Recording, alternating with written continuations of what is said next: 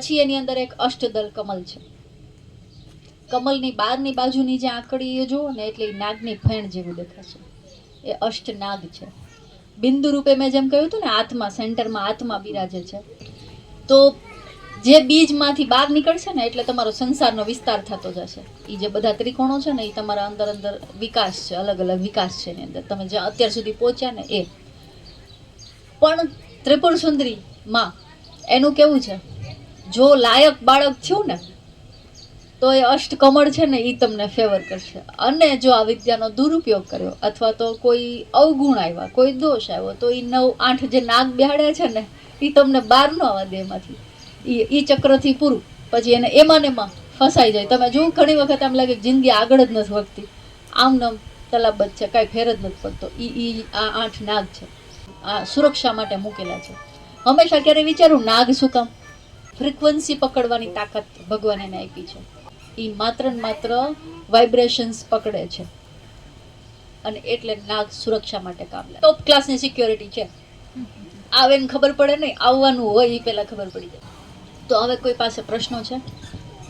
શ્રી વિદ્યાની દીક્ષા માટે આપ જે ચર્ચા કરતા હતા એના વિશે પછી. અચ્છા, દીક્ષા પદ્ધતિ પરંપરાગત શ્રી પંથ શ્રી વિદ્યા બહુ સદીઓ જૂનો છે.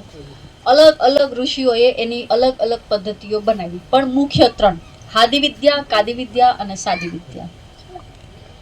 મુખ્ય 3 પ્રકારના મનુષ્યની કેટેગરી પણ છે, જે મેં 3 પગથિયા કહ્યા ને, આત્માના સ્તર ઉપર, શરીરના સ્તર ઉપર, મનના સ્તર ઉપર. તો એ ત્રણેય માટે આ એક પ્રકાર છે: હાદી, કાદી અને સાદી વિદ્યા. શ્રી વિદ્યા જ છે. પંચદશીનો મંત્રને સાથે ફેરફાર કરવાથી એની આખી શક્તિ બદલી જાય છે, એટલે એ 3 પાર્ટ છે.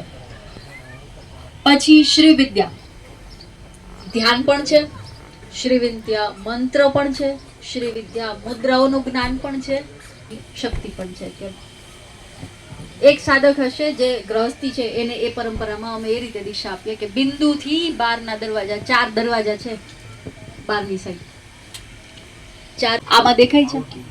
આ જે ભાગ છે, આ ભાગ છે, આ અને આ ઉપર, આ 4 દરવાજા છે. શ્રી વિદ્યાના 4 માર્ગ છે. હવે આ ચારેય છે ને, એમાંથી બિંદુથી બહારની તરફ જે જશે ને એ સંસાર છે. વિસ્તાર કરે છે, ફેલાવે છે, શીખે છે, બધું જાણે છે. આ બધું પામશે, બરાબર. અને જે સંન્યાસી છે, વૈરાગી છે, એ બહારથી અંદરની બાજુ આવશે, એ અંતર્મુખી થશે. એને પાસે બધું છે. હવે છોડી છેલ્લે શૂન્ય એટલે કે બિંદુ ઉપર આવી જશે. હર કોઈની યાત્રા આમ જ હશે. તો આ છે ને અંદરથી બહાર એટલે બધું પામવાની વિદ્યા છે. અને પામી લીધા પછી પાછું બધું બિંદુ અંદરની સભાઈ. એક વખત બધું પામીને પાછું બધું છોડી દેવું. એટલે ધર્મ, અર્થ, કામ અને મોક્ષ ચારેયમાંથી જે કોઈને જેની કામના હોય ને એ શ્રી વિદ્યા પૂર્ણ કરે છે. બીજ મંત્રને આમ બેધારી તલવાર પણ કહે કે એની એટલી શક્તિ છે. ઘણી વખત ઉપાસના કરવા વાળો વ્યક્તિની ક્ષમતા નથી, એટલી ઉર્જા સહન કરી શકે. એટલે માટે બીજ મંત્ર સીધી રીતે ક્યારેય ન બોલવા, એવો પણ શાસ્ત્રોમાં ઉલ્લેખ છે કે બીજ મંત્રની સાધના એકદમ સીધી ન કરવી. ધ્યાન માટે પણ શ્રી વિદ્યા છે. ધ્યાનનો એક પ્રકાર છે ત્રાટક. આ જે ત્રિકોણ વાળું જે શ્રીયંત્ર મેં જે કહ્યું ને, એને દિવાલ પર રાખો. એનો બિંદુ વાળો જે ભાગ છે ને એને નજરની સમક્ષ રાખો. અને શરૂઆતમાં કોઈના સાનિધ્ય વગર જો કરતા હોય તો પહેલી જ વખત માટે, શરૂઆત માટે પ્લે હાઉસની જેમ માત્ર 5 મિનિટ માટે શ્રી યંત્રની ઉપર એનું જે બિંદુ છે ને એના ઉપર ત્રાટક કરવું. ત્રાટક કરવું એટલે સમાન અંતરે દ્રષ્ટિને સ્થિર કરી દેવી. 5 મિનિટ માટે બીજું કંઈ ન જોવું, આંખને પલકારા નહીં મારવાના અને માત્ર શ્રી યંત્રને જોયા રાખવું. હ્યુમન ટેન્ડન્સી છે કેવી, પહેલી જ કોઈ વસ્તુને સ્થિર થઈને જોવો ને એટલે એકદમ બ્રાઇટ થાય, પછી બ્લર થાય, અને પછી ઘડીક પછી એમ લાગે કંઈ દેખાતું જ નથી. એવું જો નજર ક્યારેય સ્થિર કરી હોય ને તો તમને ખ્યાલ હશે. તો એ ત્રણેય ટેન્ડન્સીથી આની ઉપર રિસર્ચ થયેલી છે કે ભાઈ મગજમાં જે ECG રિપોર્ટ કાઢે ને અલગ અલગ ચિપ્સ લગાવીને, આપણી પાસે અહીંયા છે ને બીટા વેવ્સ છે અને સૌથી લાસ્ટમાં મગજની પાછળની ભાગમાં આલ્ફા વેવ્સ થાય. બે એક સાથે કોઈ દી એક્ટિવ ન થાય. આવું ડોક્ટરીમાં માન્ય છે કે ભાઈ બે એક હારે ન ચાલે. કેમ કે એક દિમાગ છે અને એક સંવેદના છે. તો તમે બુદ્ધિ લગાડતા હોય ને ત્યારે તમે સંવેદનશીલ ન હોઈ શકો, અને જ્યારે સંવેદનશીલ હોઈ શકો ને ત્યારે તમે બુદ્ધિ ન લગાવતા હોય. બરાબર. આ બ્રેઇન અને હાર્ટ બે એક સાથે ન ચાલી શકે. આ સરળ ભાષામાં કહું તો બે હારે એક્ટિવ નહીં થાય. પણ શ્રીયંત્રનો ત્રાટક કરવા વાળો વ્યક્તિની અંદર ECG રિપોર્ટ્સ એના કરીએ છીએ તો એના 4 સેલ્સ એટલે કે આલ્ફા, બીટા, થીટા અને ડેલ્ટા એક્ટિવ થાય છે અને એમાં રિધમ સૌથી વધારે બીટા અને આલ્ફાની હોય છે.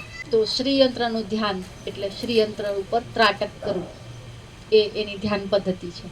પછીનું જે સિસ્ટમ છે ને એ ઓટો સિસ્ટમ છે. તમારી અંદર આલ્ફાના બીટ્સ વધશે, બીટાના વેવ્સ પણ વધશે, બરાબર, પણ એ તમારે કરવાના નથી. કેવી હોવી જોઈએ એ નક્કી નહીં કરી શકાય, આપણાથી નહીં નક્કી કરી શકાય.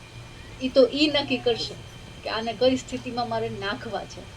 10 જણાને ત્રાટક કરાવું અને 10એયના એ જ સમયના ઓન ધ સ્પોટના ECG રિપોર્ટ કરાવું ને તો 10એયના સરખા નહીં આવે. શરૂઆત તો આપણી હોવી જોઈએ ને. શરૂઆત આપણી હોય તો દ્રષ્ટા શરૂઆત જ આ દ્રષ્ટા હા. દ્રષ્ટા વ્યક્તિ જ ત્રાટક કરી શકે. એમાં આપનો પ્રવેશ ક્યારે મળે એમ? જ્યારે તમે દ્રષ્ટા બનો ત્યારે. હા, એમ મારું કહેવાનું આપણું. દ્રષ્ટા છો તો તમે એમાં પ્રવેશને પાત્ર છો. સાક્ષી હોવું જોઈએ ને વ્યક્તિએ હા. પહેલા. દ્રષ્ટા હોવું જોઈએ. હું જોઉં છું, બસ જોઉં છું, પછી એની સિવાયનું બાકીનું બધું નષ્ટ થઈ જવું જોઈએ.